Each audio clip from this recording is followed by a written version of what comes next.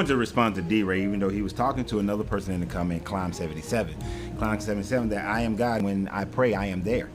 And, well, God is there. And so D-Ray says, so if you're God, who do you pray to? Even Jesus prayed to God. Who did you pray to? Okay, first of all, there's this assumption that somebody has to pray to somebody, that you have to have somebody above, somebody, some entity, some deity that you pray to. You know, every morning and evening before I go to bed and when I wake up, I go through my 50 I ams. And those I ams is who I am. Or if I'm not quite there yet on a few of them, it's whom I'm striving to become.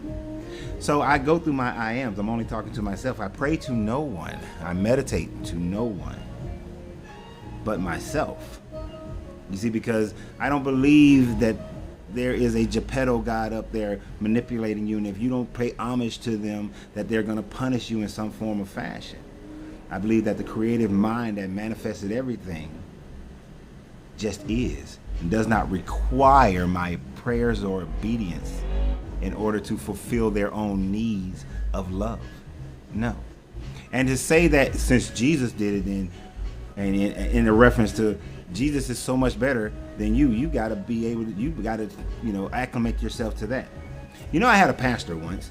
He said, he asked the question in the middle of church. He said, do you think that the apostles are closer to God than you or are better than you? And of course, the majority of the people in the room said that, yes, they are. And I was the lone voice that said, no, they're not.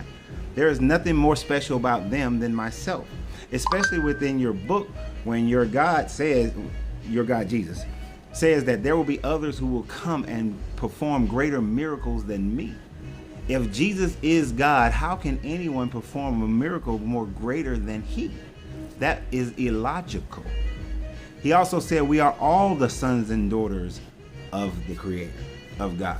So even if I took that reference point, and I made that point back then, but if I took that today, then I would definitely still be on the fence of saying that there is nothing more special than anybody who's ever walked this earth.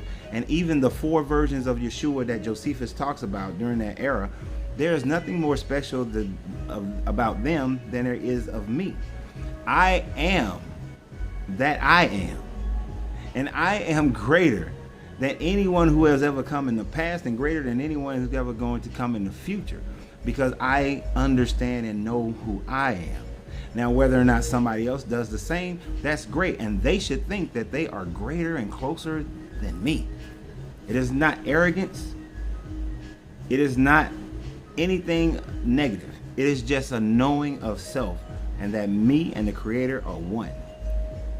How about it?